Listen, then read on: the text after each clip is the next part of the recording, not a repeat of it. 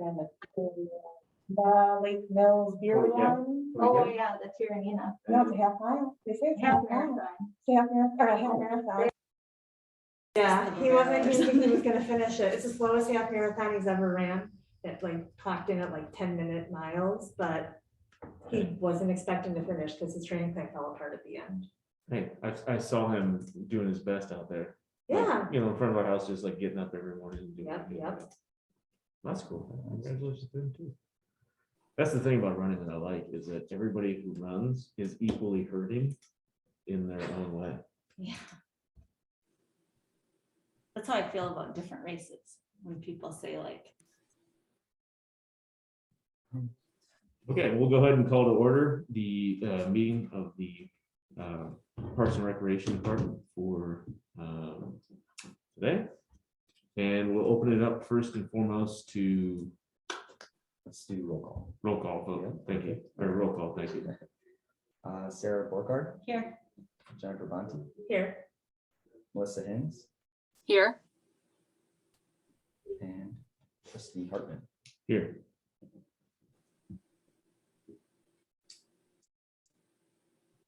Committee member Jen Henry is not present. So now we'll move into the opportunity for any public comment.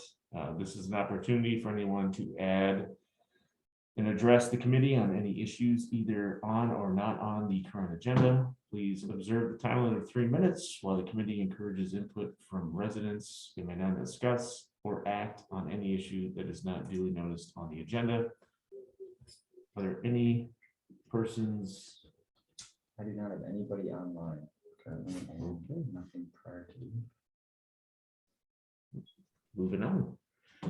We'll go to reports. Committee chairperson. I will start just by saying, I said none of that.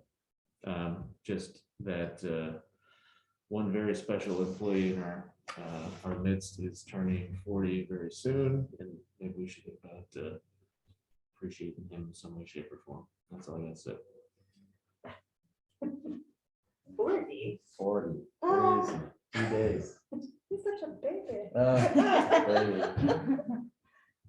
Putting yourself around others, that makes you feel like a baby. So. You don't look a day over 52. Yeah, thank you. That's perfect. Well, happy early birthday, Mike. Thank you very much, everyone.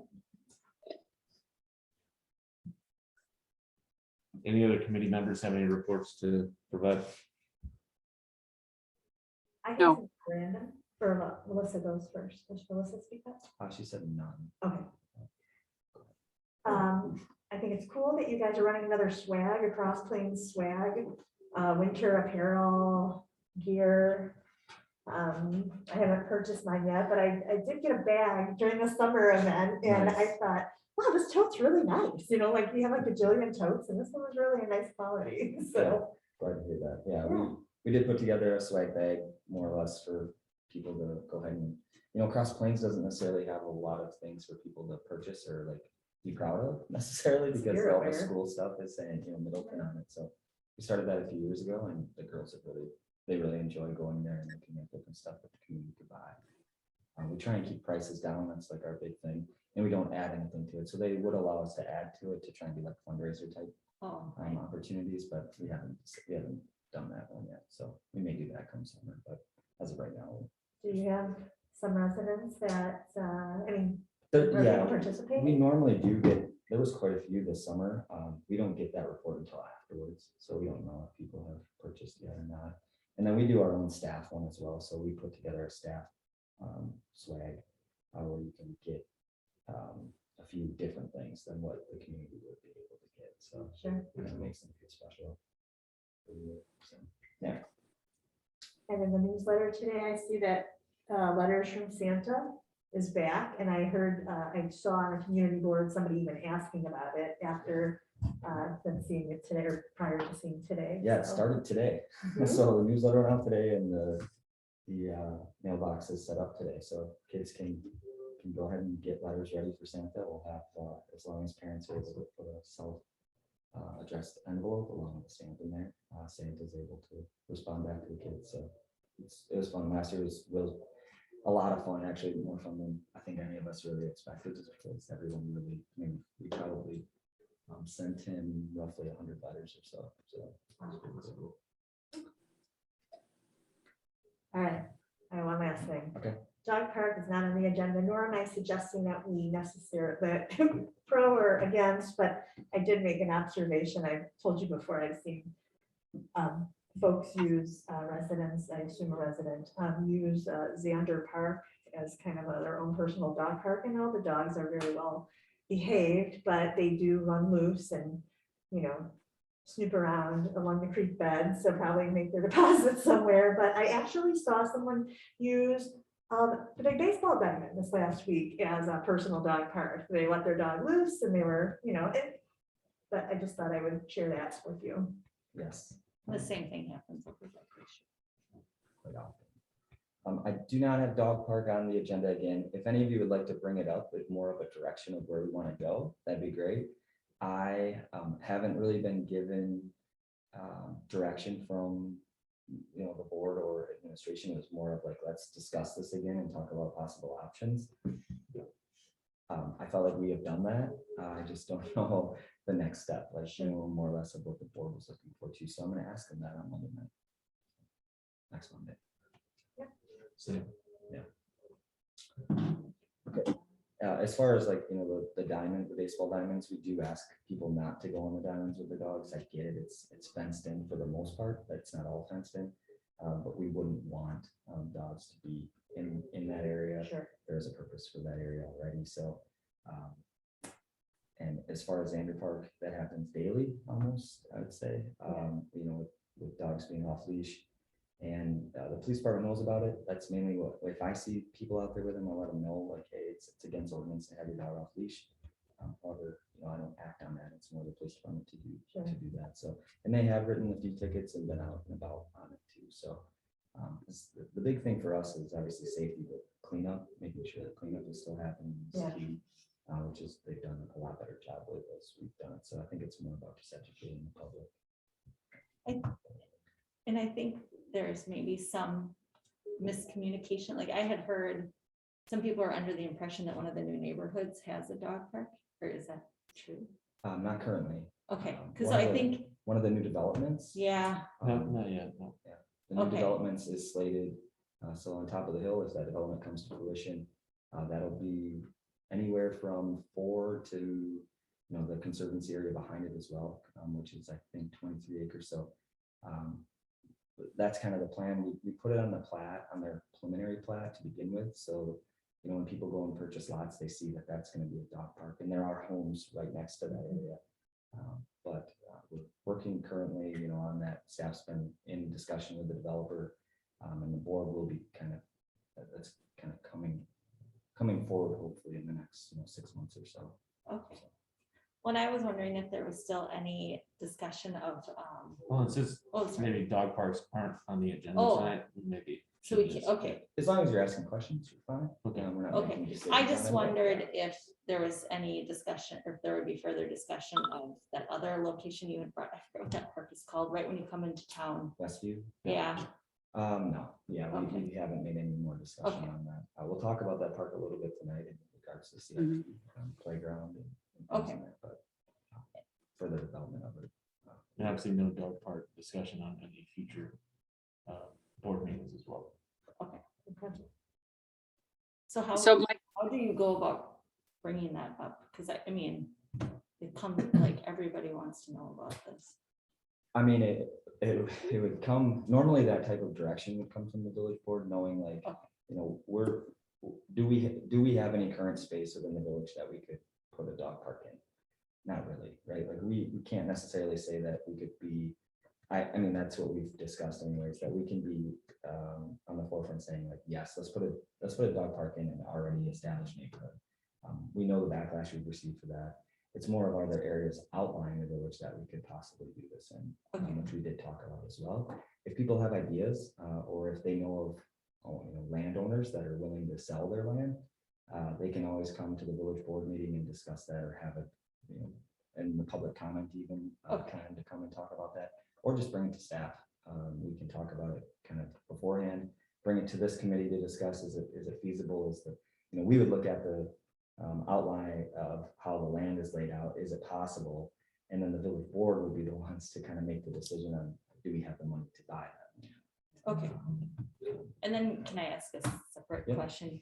Are there any updates on my neighborhood, the park? So we're still waiting on the park plan to be approved by the plan commission. Oh, right. And okay. I remember this now. Okay, As you'll see in the CIP, when we talk about that later, was slated in the capital improvement plan for 2021. That money has been carried over to 2022. So we're hopeful. So maybe our next agenda, put back dog park. Yep. I guess. That way we can just come to a consensus on where we Well, can. right, it's just kind of like, oh, talk about it, and then. Would you it's like to? this Make is a the decision. way, and Would you like the nothing- map aspect that we talked about and Yeah. just, like we highlighted those areas? Bring And that just back kind to of make discussion? a 1, 2, 3 top recommendations for the board to consider. Okay. And then put it on the board's agenda, following meeting. Sounds like a plan. Sounds good. And then if we want to recommend it, the plan commission take up, I guess, We have done that. still no. It still just hasn't gotten to the village board. I believe the plan commission now has even seen it at least. Yeah. Wasn't part of that discussion, but Tabled yeah, I action think so. on it. I think they did as well. Okay. Because they'd like to see changes, which if that's the case, then those changes need to be Coming back to that. discussed. Correct. Okay. Any other reports from committee members? Okay, we'll move on to recreation coordinator and parks and rec director. Coordinator is not here, so I'll give some reports on some programming and things. I'll start off though with some of the park things. So we have winterized all of our pool. The pool is completely winterized and all of our park shelters. So all the restrooms are closed for the season. We do have a porta potty still at Glacial Valley Park, which will stay until the first snowfall. That's kind of what we discussed with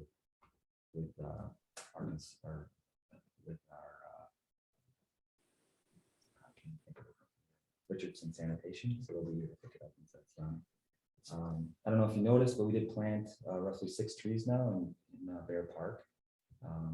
We put 3 oak trees in and also 3 maple trees, so kind of change things up as we'll have a number of these ash trees that are still going to come down. Trying to bring some diversity to the park as well, but also get some things to grow before all those trees come down. So every year we've been trying to put at least 3 trees in a park or in parks. It's in our current operating budget that way. Work with Solvang Tree Nursery to kind of give us some diversity, and obviously is able to give us a guarantee on that tree for the full year. So it's always nice. Usually comes in with a spade truck, takes out the current earth and puts in spades hit the tree from his nursery and brings it right in, which gives it a lot better chance of survival. So it's been a good program. Dane and I, over the last couple of weeks, were able to redo the pitcher's mound at Bear Park. So I had some pictures of it that I was going to showcase tonight, but wasn't able to get that thing rolling. However, it turned out really well, and hopefully it went talent and everybody's happy. We had a number of complaints this year in regards to holes in the area. A lot of the problems that we end up having, people will go and practice outside of the normal practice hours, and they won't necessarily have a rake or won't rake it back in when they're done. So it tends to get it'll get loose and end up, putting more egg line in where the clay is supposed to be. So we're able to redo that with all clay bricks in the last couple of weeks. And then I don't know if you noticed in all the playgrounds, but we were able to get mulch finally put in all the. I smelled it. Playgrounds around. I smelled it last time I was there. Yeah, so we got 300 cubic yards of playground chips, certified chips to go in. So we're waiting for roughly 2 months to get our tractor fixed. So the tractor was broken down since the storms that we had. We need the tractor, the PTO on it to be able to spread all the chips in the playground. So it just got fixed about 2 weeks ago, and we were able to put chips in. So it's nice. Nice thing about doing it now is there's not as many kids because they're in school, which is key.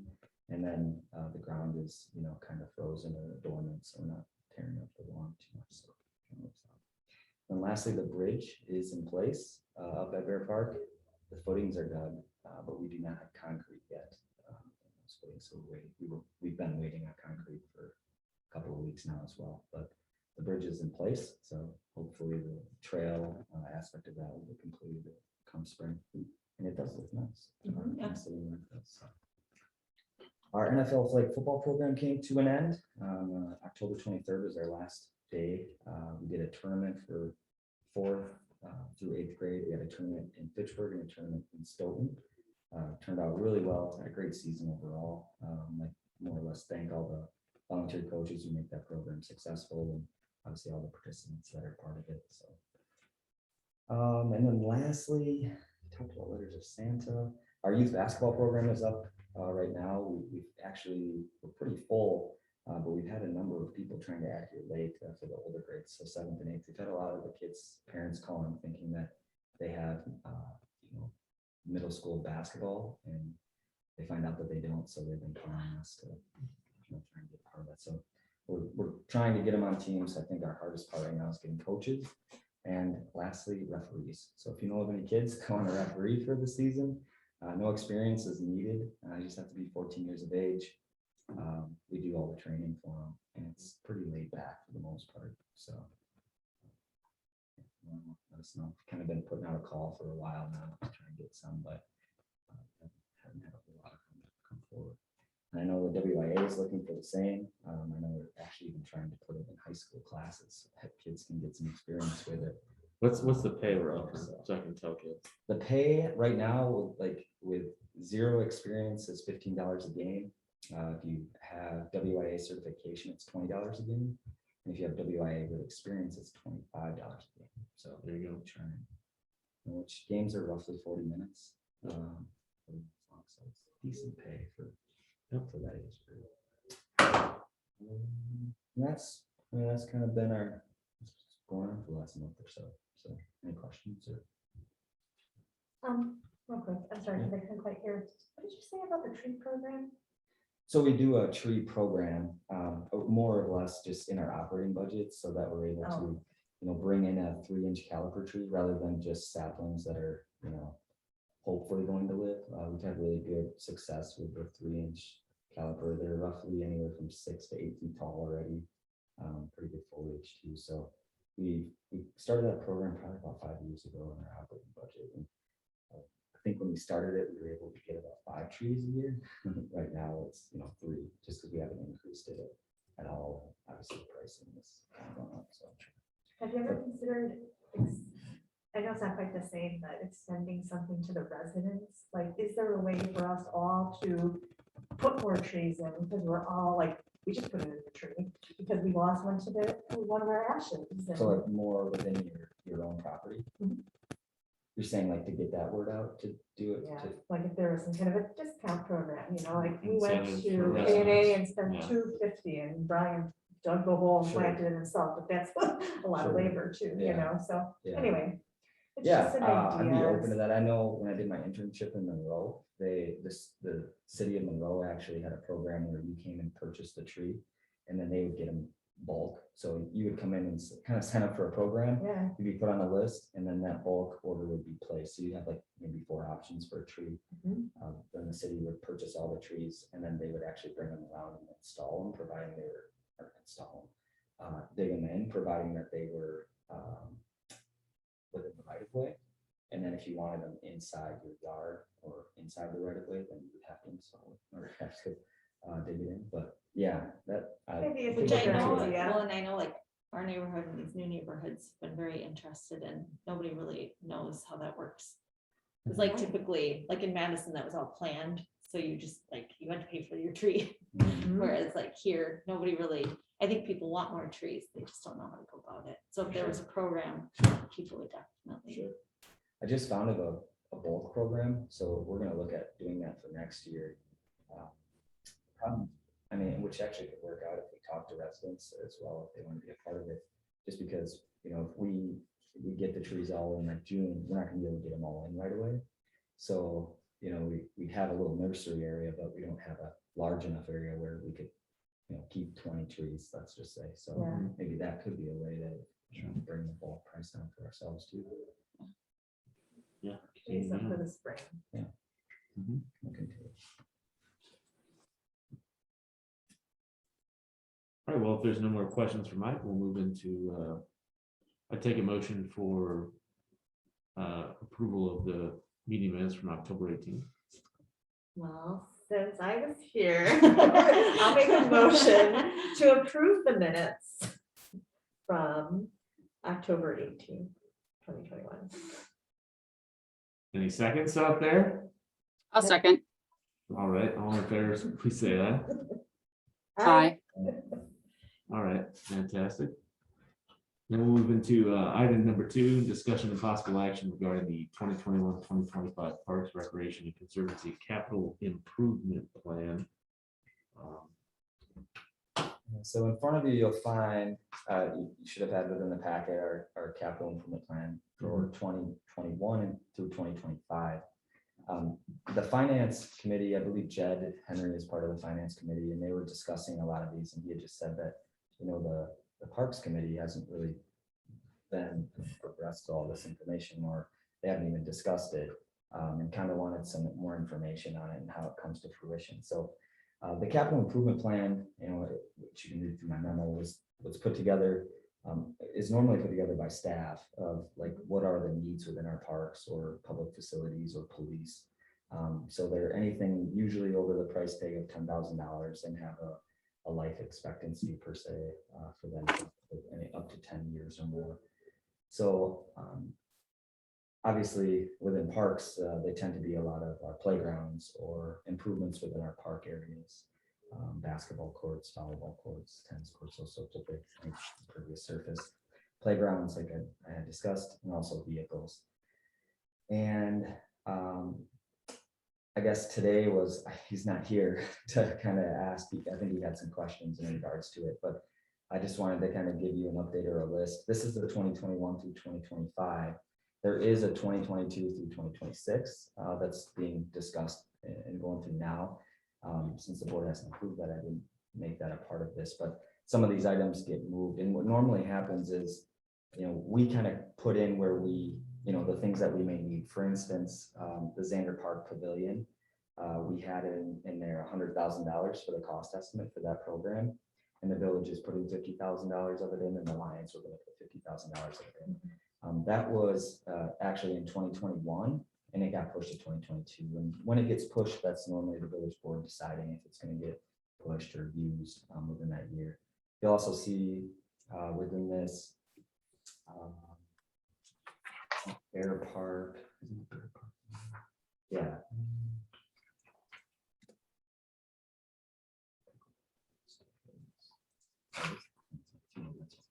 Yeah. The 2021, you'll see that the Bear Park improvement, or so you were talking about the playground area, has $30,000 in it. So that's in 2020, 2021. That money or that program will be pushed into 2022, and that money will be expended in that year. So one of the programs that we looked at a while back was this Polaris Gem, which is an electric vehicle. We currently have a van that the rec department uses, and also the utility department uses.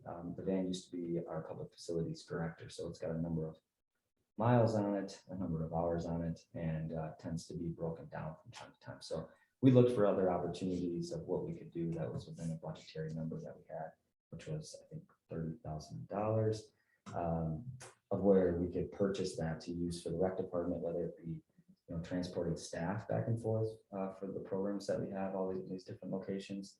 We looked into also being able to possibly transport kids to programs that we have. There is a lot of insurance restrictions within that. However, the gem is 100% electric. And so we thought it'd be great for the utility department to use that as they're going around checking meters and doing things too. So that is in the budget, was in the budget for 2022, has now been for 2021 through 2025, but has now been pushed back to 2023 for within the next one. So that's what tends to happen quite often. The nice part about this is, once it's on here, it normally doesn't get taken off until it's completed. So, you know, even if it keeps getting pushed back, at least it's still a need and it shows that there's a need. A lot of times, you know, I think there's 3 categories, you know, there's 5 categories, I believe, for priority. And it's really hard to say that the priority for a playground is higher than a priority for a well, or priority for, you know, safety, something that has to do with safety. So it's just, that tends to be the things that do get pushed back. And then it's being borrowed for. So is that why the number for 2022 expenditures is so high for the Parks Department? Because it's like, Correct. like 30 in 2021 and then 215 in 2022. Correct. So a lot of times if they keep getting pushed back, then you have one year where you have like 5 different things that there's going to get discussed. The nice part about that is we don't normally, even within staff and the village board, talk about things that are outside of the next year. So, you know, for instance, if the gym once again gets pushed back, you know, another year and it's in the playground and something else, now we're talking about all 3 of them, and then they, you know, more or less prioritize what they feel is more important at that time. But it doesn't get taken away, you know, per se. We haven't had that happen yet. It's just keeps getting pushed off. So Hey, Mike, yep. what about the bathroom, addition of new bathroom at Bear Park?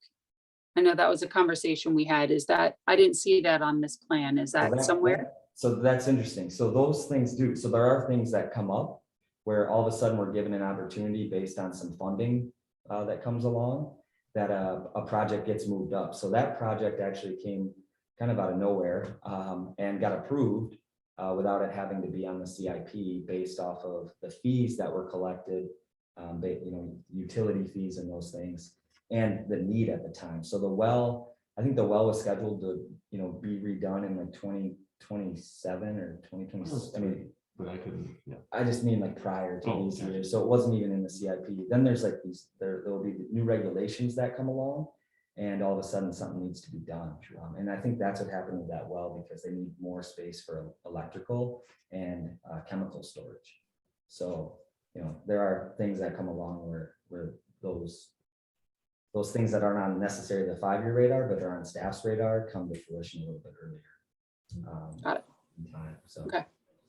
we're hopeful that we even have another opportunity for this to happen over next year already.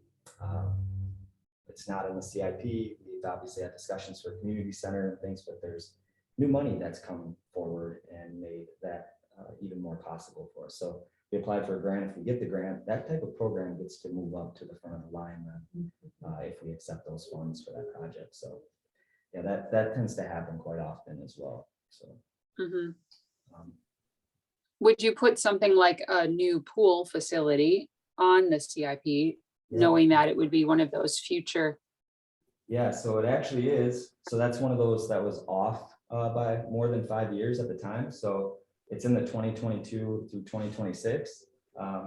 Okay, In 2023, doing the pool design phase for it and feasibility study. And then in 2026, actually going to borrow the $5 million for a new facility, new pool.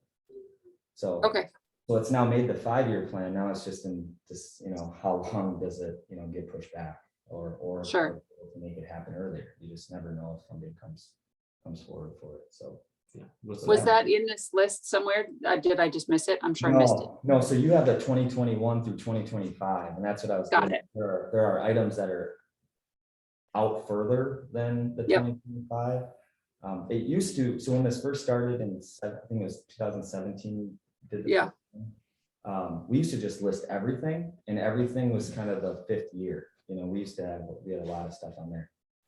Then it just got to be a little too much. So we have our own, you know, line item that's kind of years away, or, you know, an extra year away from that. So a 6-year plan or 7-year plan. Just staff kind of having their own in that. But, Gotcha. yeah, but if there's anything that we, you know, as a committee, you feel that we need to add to this or talk about, you know, I'm more than happy to do so. When this whole program started, we didn't have committees at the time.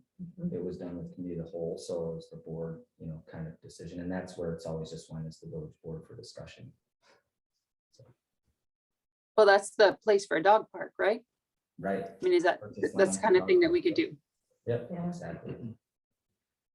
Yeah, The big thing about a lot of these items is once they get to the year that you want them done, we've been given instructions that they have to be very close. We have to have exact estimates of that project or what it's going to be, which is really tough for staff as you're doing this, a year and a half or more before the program's coming forward. So getting those estimates has been real, especially right now, with the way that for construction, supplies. And it's, if a lot of the companies or supply chains, if they know that, this project's it's a year and a half away, you're not necessarily getting the best price at that time. So. Right. Wasn't there going to be the path, like, where the boardwalk ends, like at KP? I thought that sidewalk was going to get done. So that's happening. That's happening as well. That's this county highway KP 2023. So we have already been awarded a $270,000 grant for that project. Okay. The project itself is about $540,000. So that's something else that, wasn't necessarily on the list of things that are going to happen, because it was something the county, we had to wait for the county to do as well. So we didn't know the cost at that time either. We couldn't, we tried to come up with some of those, but I actually had it in the CIP for last year. I think it was like 248,000, and it's a lot more than that now because we're doing it with the whole street and paving. So yeah. Any other questions about it? I mean, we can, if there are, if you read this over and you want to go over more of the current plan that the board's going through, we can do that as well. So the roadmap that you create in these kind of 5-year increments, are they just revisited throughout the year, or are there like milestones that, okay, let's sit down with capital improvement plan and say, Yeah, so come June, we have to have everything for the next year and given more detail. So this will have a lot more detail on the project itself. If it's, that year that it's going to be coming forward, we have to submit that to the board, and we have like visioning session with the board on those things. So, but we could do it in parks, come May, and then have, push it forward for the board in June. If we wanted to. Priorities are for the See committee. where we're at with the committee. Sure. Things. Yeah, I wouldn't have a problem with that at all. I think there's a lot of things that we probably miss.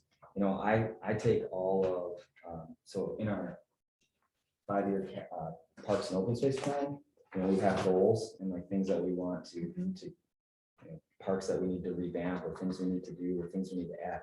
So all of the things that I've pretty much put in that plan come directly from this. It's just more of like timing of it. Are we able to make it fit within the budget?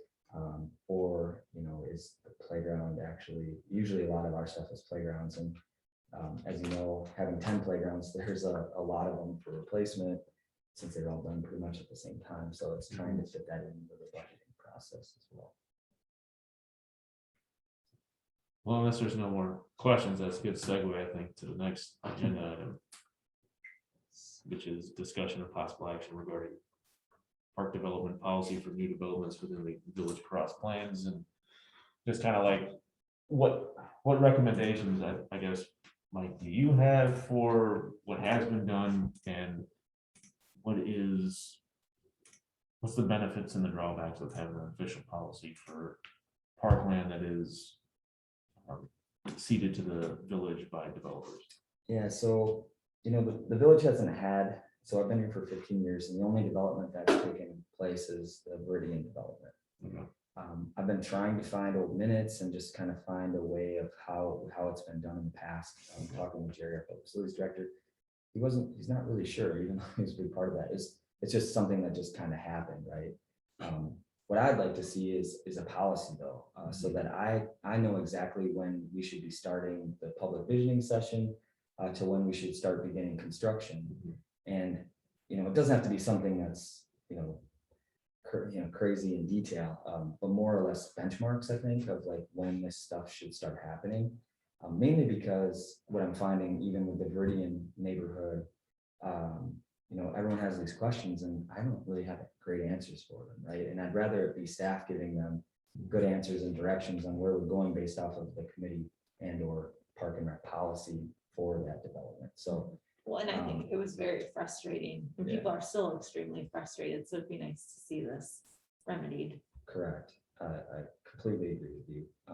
Mainly because I don't feel it's always going to come back onto the director or the department in that sense, right? And if I were to leave or someone were to come in, I wouldn't want them to be under that same pressure or have to go through that. Well, and I'm not saying to you, I mean, I think it was brought up to many village board members and it was just kind of, nobody wanted to deal with it. Right. So that has been pretty frustrating. And I think it has made our neighborhood not feel included in the village. I completely agree with that too. So I actually feel that way. yeah, Very much. and on that, like when a development is approved by the village board and this is where this parkland is going to be situated, like what occurs there then is up to the village board more or less.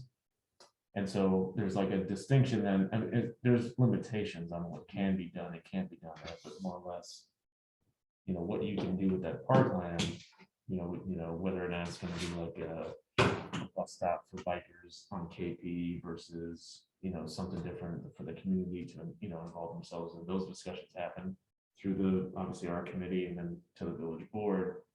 So I think that's where this policy is needed. Like, how can we set up like a system of checks? Let me just go through this checklist. What's needed by the community of this development? What's the best way to move forward? What does the village need? And how do we compromise all of those needs to make decisions? In the land and subdivision ordinance within the village is there's a lot of checkpoints within that we would go off of.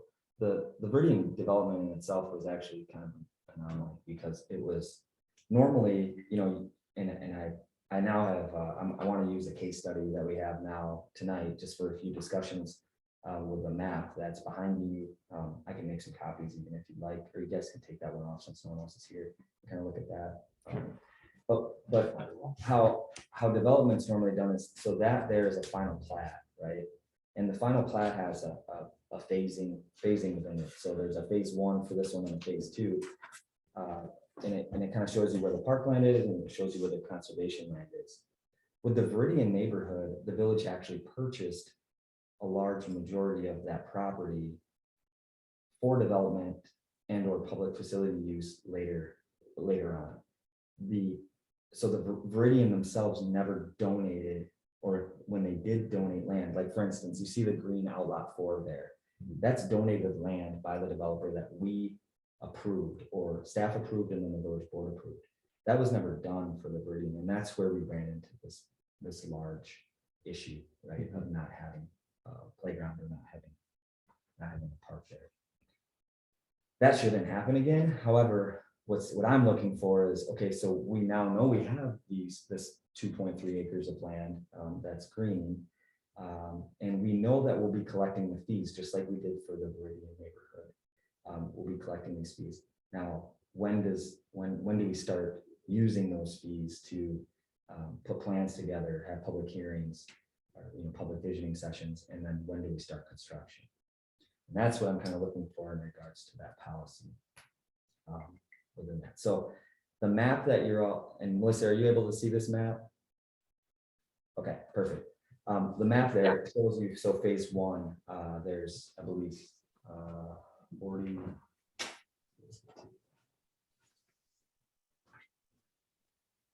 It seems like now we're creating a policy just for this very specific development. No, this would be a policy used for every new development that comes along. So this would give us a good breakdown in of. Oh, I'm sorry. I thought you could. No, I you're thought fine. you had that. No, no, you're fine. That's I good. just- I can walk You it can out. look at it here.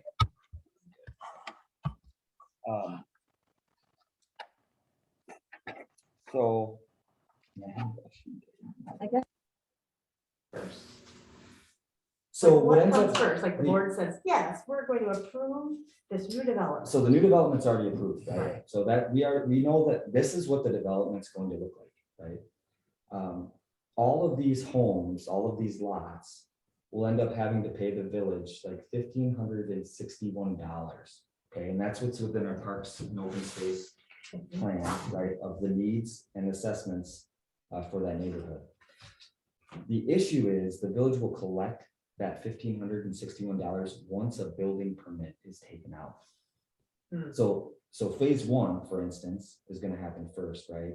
And there's, let's just say 47 lots. I can't remember exactly how many there is in phase one. I had it written down, but so the issue is we can start planning for it, but we don't have all the funds to pay for the development of it, right? And so when should all those decisions and things start being made? So what I was thinking was, just from my standpoint, was once 50% of phase one, if there's a phase approach to this, once 50% of phase one is in place, so that means 50% of the building permits have been taken out, we start the public visioning session. So we put letters together, or we go door to door out there and or other neighborhoods to say, hey, we're going to do this park development planning. This is our process. And that's great. Then we get a nice concept, and kind of like what they've seen in other neighborhoods, we get these things, we get what it's going to look like.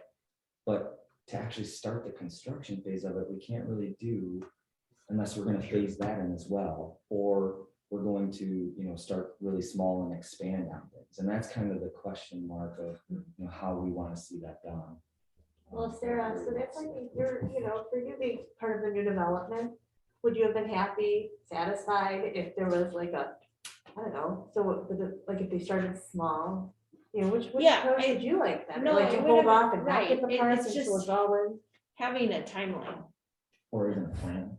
anything. Yeah. Like Right. there was no communication. So that was and then it was very, like, when you would bring it up, there was a very negative response. So I think just showing like there is a plan and a timeline, I think that would be fantastic. I think people understand it would take time, but like for us, there just wasn't really a plan. And there was miscommunication, and then nobody wanted, everyone blamed everyone. It's kind of ugly. Yeah. So I think that the lesson has been learned, and so I think it'll be better, but I just think, of course, it's going to take time, and Sure. I don't think people mind that so much. It's just a bit of a timeline would be As long as really, there's a plan, right. like an expectation is set, once you hit this milestone, this is gonna happen, once you hit this, this is gonna happen, if we're not here yet, we have a blocker, we can't move on, right? So you think that would be a first step yeah, at getting residents more comfortable? yeah. Yeah, I think the threshold probably has to be something over 51% of lots being sold, because it just seems like if this is gonna be the neighborhood park for this development, you need more than 51%. Well, and that's what I was saying too, and that's what I was asking Bill, our administrator, how they did it in different communities, or how have they done it. And I called other park and rec directors, and nobody has like an actual plan or a way that they go about this, which I find very interesting. Like the village of Wanakee, they actually have the developer put everything in the park before anyone moves in. Which I've That's the seen. other issue with Viridian, is that we're like because Cross Plains doesn't allow homeowners an HOA. Oh, sure. So that's very odd. And so in every other neighborhood, they've had an HOA, and so then that funds the park. But because we don't have an HOA, there's no funding of the park. Yeah, there's definitely drawbacks and benefits to nature. But we're also a small neighborhood Sure. too. That's And- the other huge piece of it. And that is a big piece of that puzzle and Yeah. pie and issue, right? And I think that's where staff ran into issues, because you're looking at $30,000 to develop a 0.4 acre park, of which, once you start moving earth and then you start trying to purchase playground, you have very little to work with. Well, yeah, and And- also that rendering that was done by the village, which was just Carrot. whatever, yeah, then Viridian publicized that, but yeah, again, that came into the blaming and whatever. I mean, I knew that was like a possibility, but I also was familiar with the village more so than others. Yeah. But others were under the impression that that's what was going to happen. Sure. So Hmm. anyway, I will say a lot has been done with that. Like, everyone really enjoys the trail and such by our neighborhood, so that's kind of nice. And that's what I was getting at too, Andy, about, obviously you want people that are moving into this neighborhood to have ownership of it, right? And understand what they really want within that park land. However, you can't really do that. So that throws another wrench at it. So parkland dedication fees can be held for 7 years. Yeah. So house number one, they're gonna have their $1,500 in this pot a lot earlier than house even 35 or house. So now you're talking house 79 or so, in phase two. By the end, what are we at? So if the development doesn't happen, let's say the development takes 8 years to develop all the way out, you can't do that. You have to give back that money that you've had in there for 7 years to that developer, 97. or to that homeowner. So I you like- don't. I would think the pros and cons too are that if you ask the developer, like, hey, they're gonna put in whatever park they want. And so you're gonna give up that control. But if you want divisioning and you want a little bit more control, like, so they complement each other, or so there's some cohesion or some features that that neighborhood particularly likes, then you kind of run up against this period of time that you're talking about. Or is there not enough money to fund that vision right out of the gate? So for this development, no matter what, we've collected money, so that's the way it'll be the committee, having this public visioning and going forward. But for future developments, we could change the ordinance to state that the developer puts the playground in, the developer does the public visioning session with the village, park and rec department and or village board, and then they go ahead and construct that prior to. It's gonna help permits them in even the going long out. run anyway. What's that? It's gonna help them in the long run to sell Big more time. lots. and Yeah. houses. Completely agree. Well, and I think, because I do think about that, how like, if you move into a neighborhood and you think there's going to be a park there, and then it's 5 years, and like your kids have aged out of, Right. That's right. Which is 'cause- happening to a lot of them here. I know, Yeah. And I've heard that too. I've taken my kids to parks in Wanakee. They're pretty cool. Yeah, They have 0 houses around them because they've already been built. correct. They Right. just happened with the Viridian with the Heritage Hills. Yeah. Development had that old farm. That I farm saw farm's that. pretty dope. Super cool. Yeah, I did Um, just ride a really cool zip line in Janesville too. That I think Oh, we need really? to have. Yeah. Nice. What part? It's right along the Ice Age Trail. I forget what it's right on the river, on the Rock Tracks it. River. The tracks. I'll have to look. Out It's got a really long zip line, that's fun, and Cool. adults can ride it. It's great. Yeah, Nice. I do really like that idea of having the developer in Yeah. the process of the approving developments, go through the process of approving parkland and what the visioning process is, because then that will give the community input on the future of the village and how the aesthetic is and what parks we need, as well as then help them on the back end of creating something cool and interesting and unique that they can then sell lots and build houses on. Mhm. And then hopefully we won't have any tension in the future about what's gonna be and what's not gonna be, and the limitation on using funds for 7 years.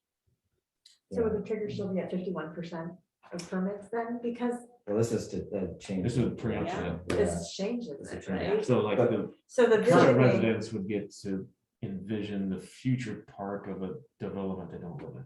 yeah, wait, what did you say? The current residents would That's get right, to. that's what I was getting at, Which yeah. is still probably what would happen with our Mhm. process. And so Right. that's this process. So, because no matter what, we're gonna have to start that process earlier than when the homes are in there. That's why it's at the 50%, 51% is great. I'm fine with that, at least for discussion purposes, but let's stick to that for tonight, so we get something on paper for the one that we need to do out there. Okay. And then we can come back with the changing of actually the zoning divisions, the land and division ordinance to take to plan commission and then village board later. Then I can get all the info from Wanakee and go that kind of route. So there's That's what two we wanna do for tracks, you want to future. talk about the immediate need for scenic valley, and then what the future of development Correct. would look like. Yep, so the immediate one for Scenic Valley, also possibly for Creek Crossing, Yeah, and then possibly, I mean, we may be too far along even already for Sundance, but, you know, for future, I'm all for the idea of having the developer take care of these things before. Because then they What find it Wanakee- sooner. What Wanakee has found too is, I mean, granted, Tierney's from Wanakee, and a number of lots and size of houses that are sold are crazy huge, but the parks themselves are amazing. He gives more land than he needs to. He builds shelters with bathrooms and concession stands on them every time because he feels that, and he makes them nice because that's going to sell all those lots. Yeah. Whereas, you know, people understanding, but just like you would have, you know, that helps sell those lots when you saw a picture of it as well. However, not as much as if you actually would have seen those things already in place, Right. right? So, yeah, so for tonight, I'd like to kind of keep this towards, you know, what we'd like to see within that policy. 51% I'm fine with. And we don't have to make that decision to go forward for tonight, but I really would like, you know, in the next couple of months, at least have that ironed out and done. You know, once we get all this in play, I'll probably give it to Bill and or attorney to make sure that. Are we at 51% right now? No, Okay. no, so we're good there. But, you know, this summer, come the summer, if they're not at 51%, we're probably gonna start getting a lot of questions already, you know, from neighbors about what's happening within the park. The big thing with this lot that's going on at Scenic Valley is they have a number of things to finish up come spring. They gotta put down all new seed, you know, they gotta take care of a lot of cosmetic things out there. So that'll help us, I think, because it'll look like things are, you know, moving forward with the park, but they're probably gonna ask them a number of questions. And I don't know exactly how many they're at. I believe all the inside ones now have been purchased or are being looked at to be purchased by one company. But I know Jamie Zychek, who was a developer for this project, also builds homes. He's built the first, you know, 3 or 4 that are up in like the 49, 48, 47 kind of around in there. There is a house right next to the park, lot 35, that has been completed. And I believe one that's starting on lot 34, even right next to it, so. Yeah. So are we thinking, It's you know, extended my running route. It's great. what's that? I said, this has extended my running route. It's great. Oh, good, yeah. And- Summer, it's hilly. Yeah, going out there, it is, yeah. And hopefully we're able to get that connection all the way to Selma. Yeah. Well, it is great because like it's almost another mile when you run Sure. around there. So. so what happens, we hit 51% and the market plummets or whatever, and nobody buys anymore. Mhm. Then what happens? And we have to spend whatever we have with 51% of those lots being So sold. we have to use this, whatever is going to Correct. expire to send. And so that's kind of, you know, that can be done internally too. I think we should probably, you know, that may be something that just gets discussed and talked about within the committee levels. But, you know, at least if we have a start point for the discussion and how, you know, what people would like to see and whether we have 1 or 2 or 3 of those meetings, you know, with the community or with the people around there. The construction part of it, that's going to be the tough one. I think that's going to be like, where do we see this kind of coming in? And then, you know, like you're saying, if that does stop, if construction stops, you know, now we have, let's just say $30,000 to use rather than 70. And, you know, so then I believe we would probably have to look at phasing that park as well. So what can we do for the 30,000 within that design that we have, you know, and then, you know, even though it's probably going to cost us more money to come back and do more later, or expand on that project later, you know, it's the 7 years is something that you can't mess with. You end up having to give it back no matter what, so. Hey, Mike, Yes, Is public input required for these playgrounds? no, I don't believe so. But it's probably one of those unwritten rules, no matter what, to have some type of public visioning, kind of like we've done with other projects and other things there. Sure. And typically, yeah, those most impacted are, gonna show up for that process. Right. And we may not, It's just- hosting these, people may not show up because they may not care too, right? They just want to see a park or they want to see playground. Maybe. Right. Well, and I'm just thinking about how if you as sort of village rec director have a vision of what we have in other parks and maybe a vision of something that we're missing. And I think that there are some decisions that you could make to have it be a well-rounded choice for our community as opposed to just necessarily what's wanted within a specific small group of people within a neighborhood. It just made me wonder, Yeah. if that is really always the most productive way to go about it. So with that, I would say, you're right. It's not the most efficient way of going about this. However, I would never want to be the one to actually make the decision of what our needs are. I'd want it to be the community making the decision. I can steer that, right? I can help, like, give them ideas and think about things that, are in the parks and open space plan that say that these are our needs. And we can kind of, as a group, pin those in, but I wouldn't want it to be on the director, whoever's in this position. I wouldn't want it to be on them just because usually nothing good comes about that when it's one person's planning.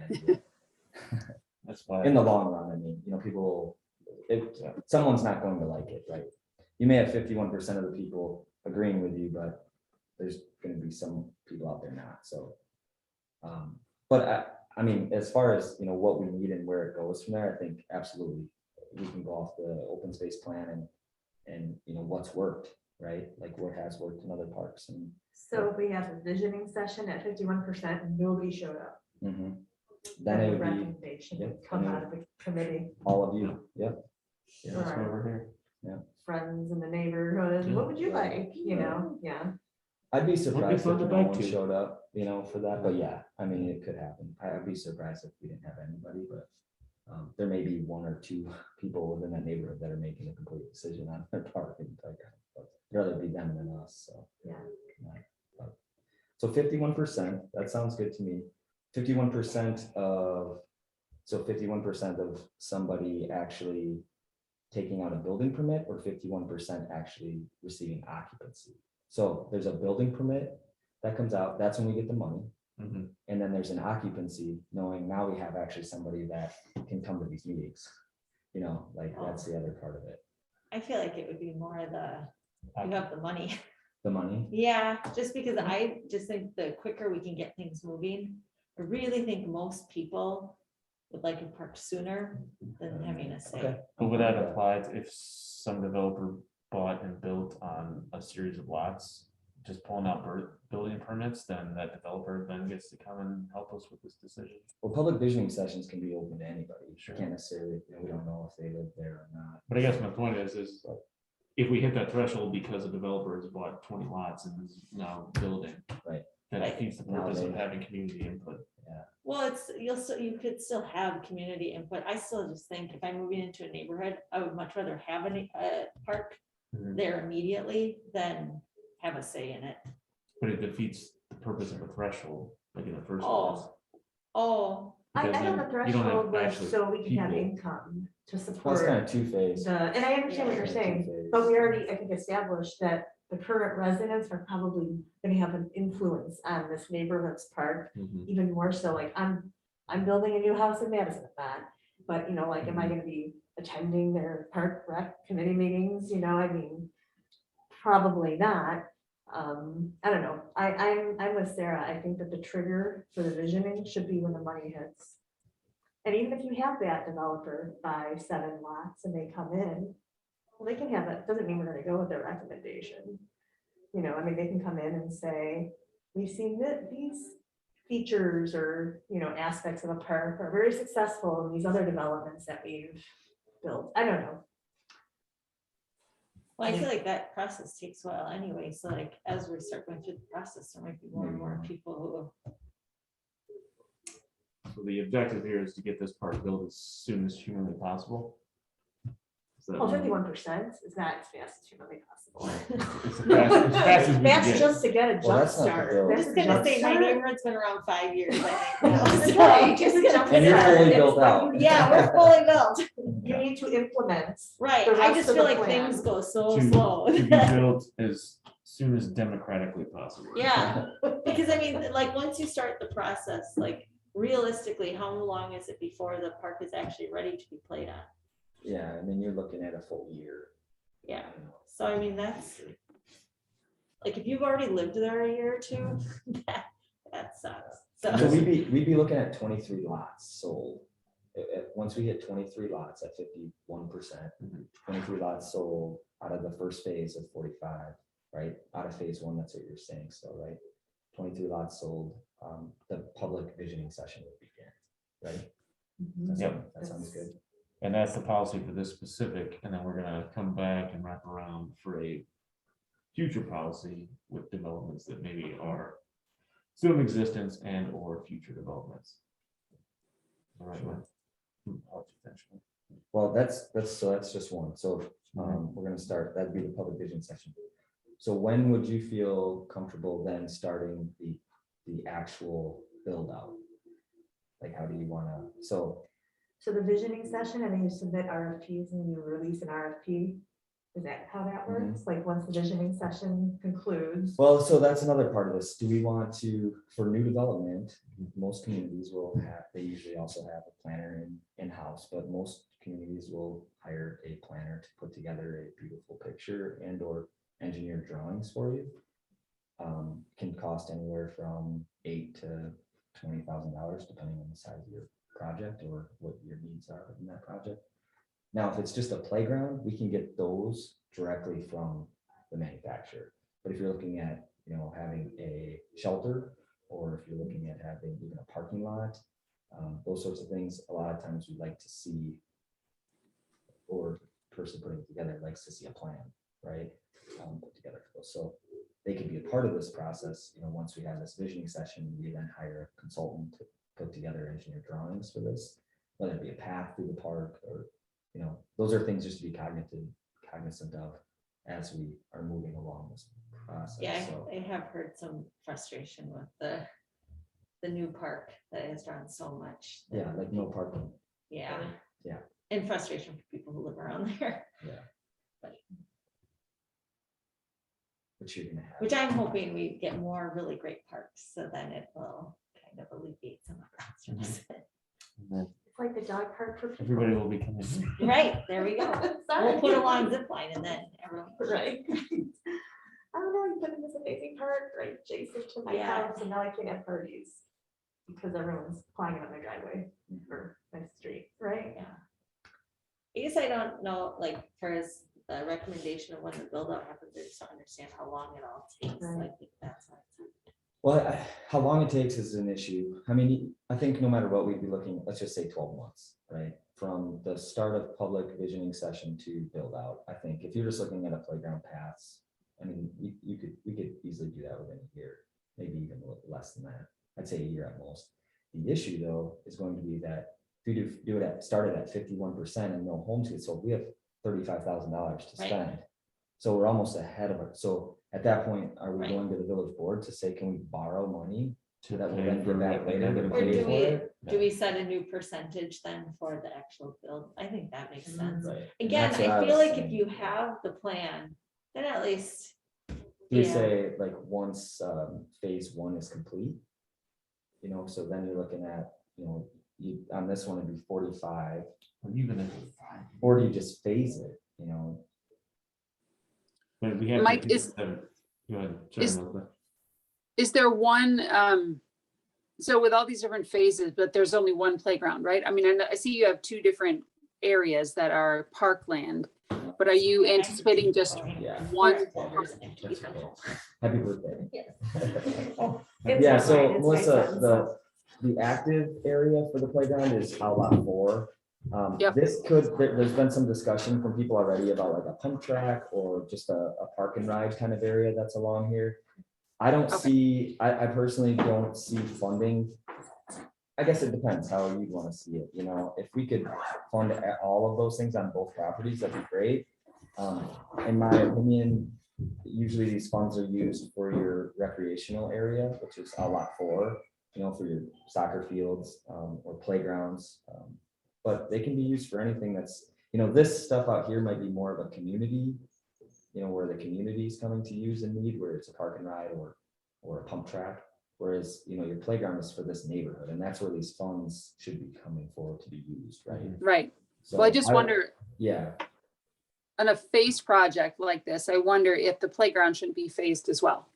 So we're going to have, you know, a certain number of funds that are going to come with phase one, and then we'll have a certain number of funds that come with phase two. So if we can look at that and say, okay, we're going to build a playground, but since phase one is the only phase right now that's open, that's what we're going to have for funding. So let's make a phase one plan. And then when phase two happens, we can add to it. so we would do a phasing construction project as well, Yeah. directly in line Yeah. with the phasing of the lots. Is there Right. any disadvantage to that, Mike?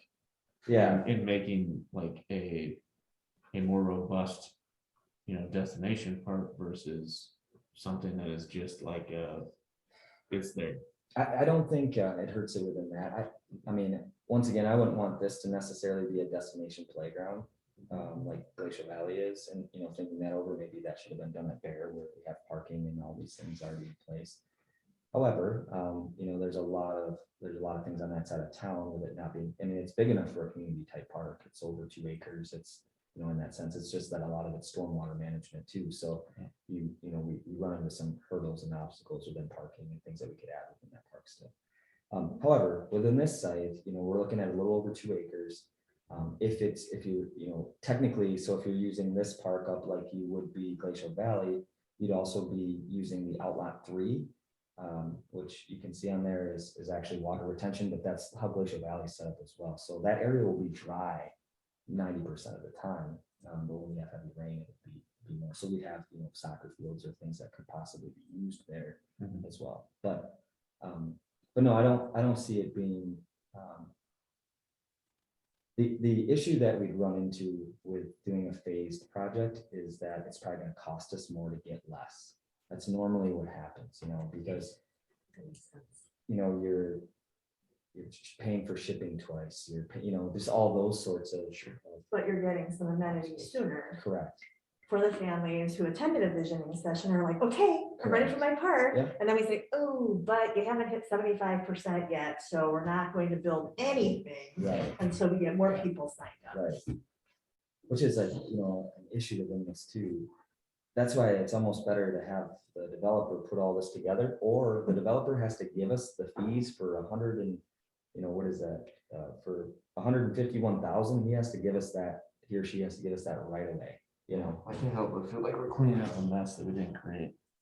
Well, this is how it's kind of everywhere too, which is really interesting. And that's why I'm asking you, because I'm in the same boat, right? You know, I'm sitting here like, well, when should I start this? And I'm fine with starting a public visioning session and not building anything, providing people understand our process, right? And kind of understand the policy of where we're going. I mean, I get Sarah's point too of, Yeah. you know, you're living there for 2 or 3 years and you don't have a playground yet. well, let's give them the visit. Let's give them the session. That way they feel like there's progress being made at Right. least. And then when we hit 51%, then we should go to the board and ask for whatever monies we need to finish the vision, and or at least set the budget for what it should be based on like what the overall fees are going to be from lots sold. You know, one thing we could do, you know, it's not a bad idea. We I could know. kind of do this backwards a little bit. And I don't know, I'd have to check and make sure it's legal to do this, but let's say we get phase 1 complete, right? And we have $70,000 to work with. Okay, At that point, we have a down payment for a playground and or park development. sure. We go to the village board, ask the village to give us, let's just say $75,000 in the capital improvement to borrow that 75. Mhm. And the village would actually make out per se for $6,000, let's just say interest, or maybe it's less than that, I don't know, but you know, some number to like make it worth it. Like, why would the village board why would all of you want to borrow money of what your developer was supposed to pay for? Well, you're doing it knowing that you're not you're kind of getting interest Mhm. from it. I just don't know if that's legal. We'd have to look into that. I think all funds may have to be spent on the project, but, you know, But at the very least, the Yeah. village owes it to people who are buying into this development to just get this done. just get it done. So, So once we get done with phase one, And it's an attractive right, piece for the rest of the phases. People are gonna wanna Sure. buy, oh, look, I have a park right there. Look, there's a park right there. How great is Mhm. that? You know, and maybe that would help finish the whole development. there hasn't been any visioning for this park yet. No. Okay, No, and what is the percentage of lots sold at this point, do you know? I don't. I could go look, actually. Becky has a map like this up with like Okay. X's on it. I'll do that, just because we're using this one. I just feel like give those who are there something to vision. Right, and Sarah's point about kids phasing out, I mean, you know, 5 years down the Yeah, it's road, real. you now have a 15-year-old, not a 10-year-old. Shoot, you just missed that one. You know, I mean, there's other parts of the community that you're a part of, but So I believe, I'm not sure. I have to confirm with her tomorrow for sure, because I don't know how key is set up, but there's 19 lots sold. Okay, So we're 4 away from starting that vision, if that's the case. because 4 would be 51% of phase 1. 23 would be 51% of phase one. Right. Yep. Right. So 4 more, sorry. and that would start the visioning. And then it wouldn't be until all of those homes, 100% or so, that we would go to the board and say, Mhm. now we need, because phase 2 or 3 is not. 100% of phase one. Right, 100% of phase 1 is when you start the visioning at 51%. Mhm. Then you get to 100% of phase 1, permits purchase. Go to the board and say, here's how much. Here's our vision. Here's our and what vision. we're asking the board to supplement until we complete phase 2. Okay, is that the gist? That's what we're saying. That's I what don't we're know if the saying. board's gonna be all right with that, but that's what we're saying. So then the board would just get paid back these fees that are coming in.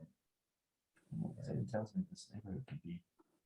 I feel like 100% is hard. It can be a really hard thing. You know, what if you have 1 or 2 lots to just sit forever? You Right. set that hard number at 100% and you might be sitting for a long time. Yeah, I agree. I don't think we do the 100%. What about borrowing 75%? Well, even from if the village the were to give, so in this sense, the village Yeah. would need Yeah. 81,220 technically is the phase 2. That's what we would receive from all phase 2 lots being sold. Okay. 81,000. So if the village, borrowed that 81,000, as soon as those lots were sold, the money would just go back into the general fund, Right. to pay the village back. And the grand total, if all lots were sold from phase 1, 100. Phase 1, phase 1 and phase 2. 151,507. Okay, that's a pretty sweet part. Yeah, it is a really, So it's about 75,000 for phase 1 70,286. and 80,000 for phase 2, Yeah. right? Yeah. It is a pretty sweet park, except when you start talking about like playground, yeah, I mean, you're gonna get a decent playground, I think for phase 1 costs, right? Mhm. For sure, you're gonna get a really nice playground. But when you start talking about parking lots, and you start talking about paths, those add up so quickly. Yeah. you know, like, and I wonder if there's any way depending on that's what, people decide that is needed as well, but, drinking fountains, water, sewer. Okay, So I'm comfortable with this, at least to start, I'll bring this to the board, or I'm sorry, I'll bring this to Bill and have some discussions with him and possibly Paul, our attorney, just to make sure if this is possible before we would take it to the board. Mhm. For them to look at it and say yes or no to. And if they. And were to say all no- we've decided, Mike, really is the visioning, right? Right, That part. right. Yep, that part. And then the next part is like, could we, is this something we could do? I think the other part of that is, phasing the construction, which is possible. I think, like Sarah's saying, as long as we get something in there, people will be pretty happy. If we had a plan put together where they saw phase 2 of the construction of what would happen once everything's, out, and they all saw that, I think they'd be okay with it as well, for the most Right. part. So that may be the route we go to, but, all right, so I'm Yeah, good. 51% of the lots being sold will start the visioning session. And then we can take it. Final of phase one being sold out, we would start the construction, correct? Yep. And then One way, shape or form. we whether would take the phasing vision, it we would take or- the vision to the board at least after 51%. Once the visioning is done, Visioning's done, take it to the board. hire a consultant at that point too, is that what we're thinking? I was kind of for Yeah. phase two. For phase one, Oh, so once we have the visioning session, hire a consultant to put together a Yes. pre-plan and or engineered drawings for us. Yes, And we would have the money to pay, we'd have to pay for that out of park mitigation as well. Mhm. We also have to take away the 150, but I mean, like, there's still plenty. Mhm. So, you good with that?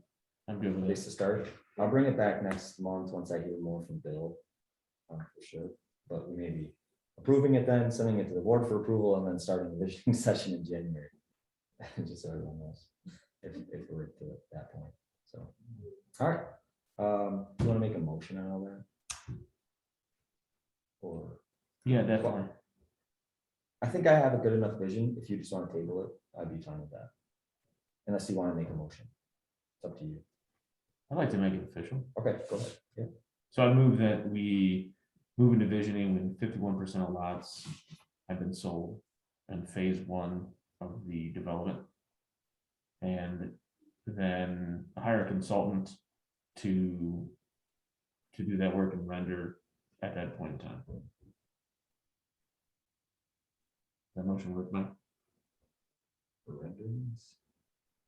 And. engineering drawings, is that okay? And engineering drawings, yeah. And the second one, guys? And the engineered drawings if needed. Because if you don't. Sure, if need, yep, makes sense. There's a motion, is there a second? Okay, so hold on one second, so Oh, sorry. Mike. visioning, no, you're good. So the visioning for park development, the policy for park development would start with visioning at 51% of phase one. Hire a consultant for renderings and engineered drawings if needed. And do you want to add anything? Is that all you said? That's all I got, what do you try to consult? Back in vision. Right after. right after. Right As soon as after you're set at Yeah. 50, Close Okay. visioning. And then construction phase begins at 100% of phase one.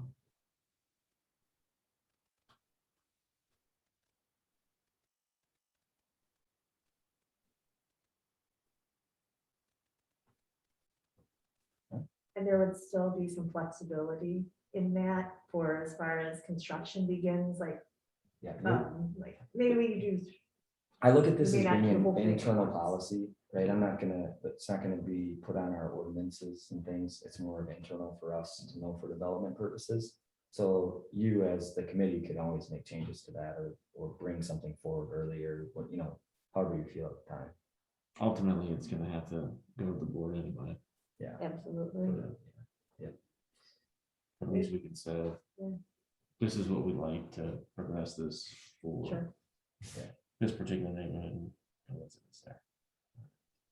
Okay, I'll second the motion. second, all in favor, please signify by saying aye. Hi, Aye. All right, thanks, everyone. All right. Oh, yeah, you can do the next one. So, Yeah, no worries. So we're gonna move into number 4, discussion of possible action regarding a playground replacement policy for parks within the village of Cross Plains. All right, so within your packet, I put together more or less a little information for, you know, what playgrounds we have and currently, you know, when they were put in. Since then, I've kind of even, you know, try to add up years and how, you know, how many years some of these are getting to, how much wear they get to. And obviously this whole policy or whatever we come up with here can be just the fact that a playground is, you know, 20 or it's 25 years old, or it's had a lot of wear to it with pictures. I think it's more of coming up with, once again, benchmarks at, you know, how we replace them. And for instance, from what I've been able to do so far, with just doing it in-house was, by how much wear it has. They're all, no matter what, they've all been 30+ years old, or 25+ years old, I'm sorry, and you can tell they're needed to be replaced. That's not always the case on some of them. Some of them don't get to be that old, or some of them are older. Like currently Dorothy Stotts Park is 31 years old, and all it is a playground, or a swing, and it's wood, and it's The playground, the swing and the correct. balance beam. Yeah, exactly. So the finance committee, I guess, was looking at, and I think Kevin Enthusiast had asked, how do we replace them? Like what do we replace them? When do we replace them? And how do we pay for it? And what I had said was that, or what I told him was that we, more or less, we do monthly reports on all our playgrounds. So we have a binder, now we're trying to move that to an app now, but the binder itself, it more or less tells us what was replaced, or what was fixed, or what was tightened, or, different problems that we're having. We have a pipe right now at Raspberry Park that's actually got condensation in it and expanded and broke. So, those sorts of things that happen, we always document it every month. I take that information then and kind of incorporate that into the capital improvement plan of like, okay, we put $5,000 into this playground this year. We're starting to put more into it this year, or it's getting to the point where I don't feel it's safe. Other communities that go through CIVMIC or another insurance company, they actually have playground inspectors that come out and go through all their playgrounds, and they tell them like that playground needs to be replaced. We don't necessarily have that luxury currently. With municipalities, they don't do that. But obviously, I've been, or you as well, could just go out and look at a playground and say, oh, that looks like it could probably be replaced, right? But there's a number of variables that go within that. So complaints, that we get from people, things that we see or that we're fixing all the time, high use areas, sun is another issue within some of that. So I believe, the committee's looking for us or for some movement on that discussion of when we replace them. And then they're also looking at how we're going to pay for them. Now, Glacial Valley Playground was the only playground that's ever been built that's not off of borrowed money or developed money. The rest of them have all been done off of the village borrowing money. We talk to most communities, and that's how it's done. I'd be fine with us like trying to come up with a policy that, fund balance from Park and Rec goes into a separate fund that is able to help us replace those. But that was taken away, last year, which is fine too. Wow. But otherwise, it comes down to, we're gonna have to borrow money. I don't want to be fundraising per se for new playgrounds in these neighborhood developments that people already paid for once, right? And I don't really look at it any differently than a street or any other improvement within a community. So, And even more so, like as the village, like what's our aesthetic, what's our vibe, like, who are we? right. Having and maintaining great parks for our citizens is kind of our MO. So I would highly encourage the fund balance coming back so that we can just do it like regular human beings do. If like we know there's gonna be maintenance on parks, and we know we're gonna have to replace them every 10 to 20 years. But let's set up a system where that just happens when we have money available that's directed for parks. I'd be fine with that. I'd be a little like skeptical depending on what the board is at the time of like, okay, so now they're not going to approve any borrowing for parks then, that could be where it goes. Like we end up having to, have funds that are left over all the time. And I find that to be two separate things, right? Right. That's what I was getting. One is maintenance, the other is future. Right. Enhancement. Yeah, I look at maintenance within a park that should be paid for and operating.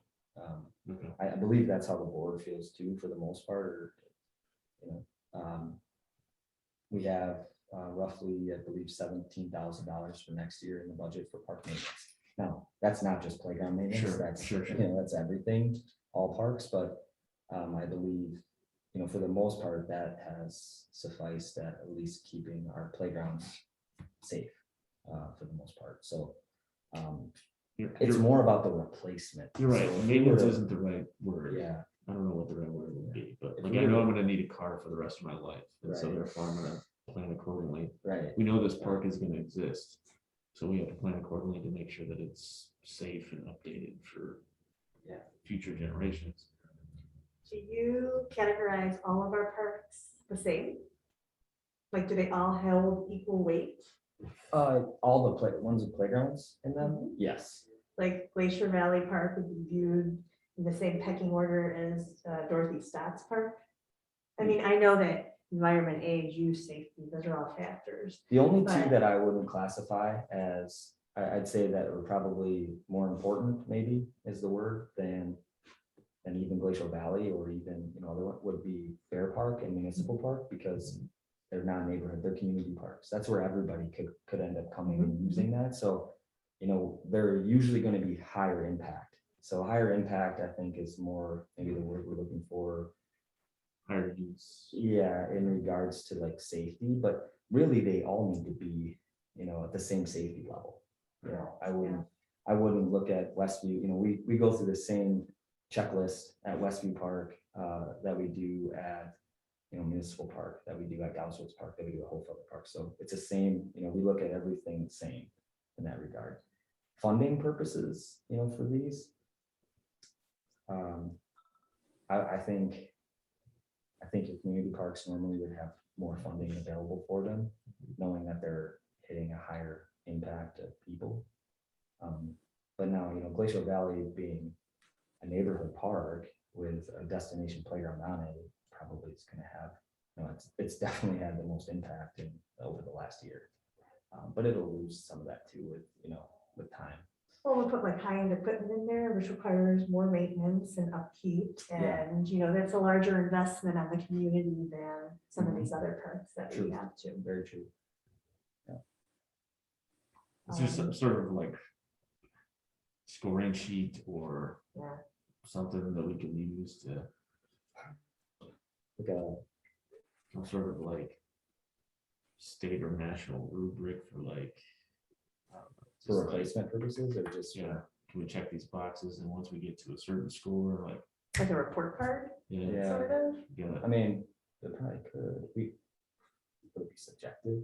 I mean, I think it's all gonna be, right, because we got like Yeah, complaints or concerns, right. and that's gonna be coming up, right, like, how do you, we've gotten 115 for this park, 0 for this, but no one's going to this Oh, park, that's a good point. so it's like, Yeah, And developments will also influence the patterns and traffic and the way that people use our community too, from the Mhm. streets to the parks. I mean, you know, so I think that, I mean, what's the report card for one park may not be the same for the same report card for the next, you know, like Right. certain factors, right? and there's definitely community, you know, like, as people move into a neighborhood, you know, like our neighborhood used to have a lot more kids than they currently have, apparently, from history, and you know, I think that's gonna happen to neighborhood, maybe certain parks will be utilized more, Mhm.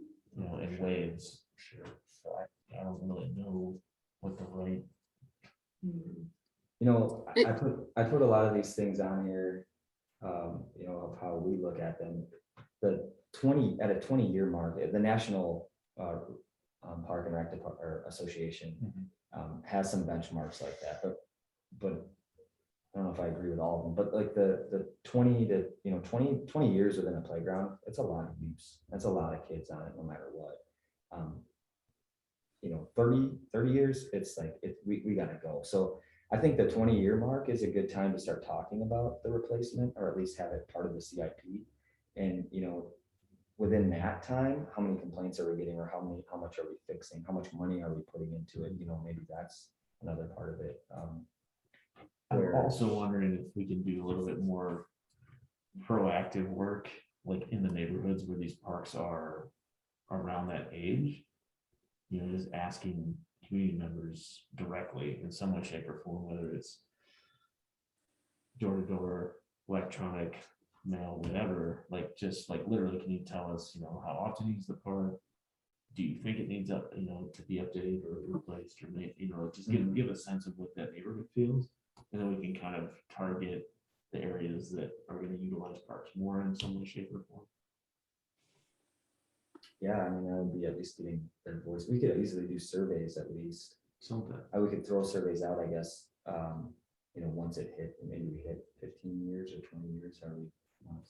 Because it's local government, like we're only going to hear from those who are directly impacted and super advocates Correct. for themselves. We're not going to hear from those who are just kind of chilling Right. and just going to get it back. So Mike, I really like your idea of just establishing some sort of evaluative tool that you're going to use. And so it sounds like that's just what you're talking about. What do we use to evaluate how and when? And so if there are already tools out there, and I think you can be looking at use, you can be looking at the actual condition of the park and all of the park equipment. I think that those are all factors that can go in. And of course, age plays into that as well. If you have a park that's in really bad shape, that's really deteriorating, then if you have this sort of standardized tool that you use for all of your parks as you evaluate, you'll have ones that will float to the top and say, oh, we have a definite need. And age can be a factor. Like I said, age, condition, use, all of those things can play in, but somehow create a tool that that helps you prioritize. Okay. I think I'll work on that. I'll work on that metric over the next month or so and bring it back for more discussion, but I appreciate your input on it. I think that's a good way to go. And I think maybe even doing surveys to those neighborhoods once we hit that. Is there a way that you can query even the most recent census data that kind of tells you where families are more centralized within the village? I mean, you know what I mean? Like, Yeah. like by us, we have a lot of retired families, Mhm. So the Dorothy Stotts Park, and it's Sure. right next door to somebody, and I keep going back to that example, but I mean, it's like nobody would you use this park more if there was better equipment there? I don't think Anyone would who say uses no. that park. Right. Well, you could just Yeah. put something at the park Right. that would Just sheets people take. Oh, Right. like comic cards? just like at the park, because if you're there, it's like, hey, We do a QR code that takes it right to the survey. Oh. and do we then need, the survey. do we need to replace this park? Yeah, Follow the survey, boom, done. that actually, And that's free, yeah, I like that. Yeah, Ooh, good, yeah. because then it's only people who are showing up. And it'd be like, Right. where do you live? What's your address? I mean, it could be simple too. I don't know. We could That's easily- something for you guys to Yeah, shout we out. could even take that QR code, put it in the newsletter, let people, like anyone Sure. can have that discussion. We're trying to get Dana It's Park. really, yeah. Okay, And like, where parks are located, like I was looking at like surfacing and, right, I mean, like, if you're in the sun baking all day, like, that's just gonna. So certain parks just environmentally are gonna have more issues that I would imagine. yeah. I don't know. So we'll just see. I'll bring this one back, I think, with some of these metric standards you can all look at, agree with it or not, and go over the points. Obviously, it's for staff, right? It's for us to really be able to help make, but it's just nice to have your input in regards to replacement and or policy of it. And we can talk about, I think, even at that point, coming back with a fund balance policy or just saying, obviously the village board makes that final decision no matter what, but, knowing that borrowing money for these projects is the only other, optimal way to make sure that we have equipment in these parks and the parks are being taken care of too. So, That'll give you some great data to take it to the board that I can be like, right, here's. I mean, yeah. So, all right, no action for that. Okay, well, at this point in time, I take a motion to adjourn. Unless there's any comments or questions out there in the world. Nope, I will make a motion to adjourn. And I'll second the motion. All in favor, say aye. Aye. Aye, all right, we stand adjourned. Thank you so much, Melissa. Yeah, thank you I didn't guys. get to see you tonight, so I just want to acknowledge you're there. Thank you. Thanks, Andy. Yeah, See you. Bye, Jen. This is Jen. all right. Bye. Good night. Good night.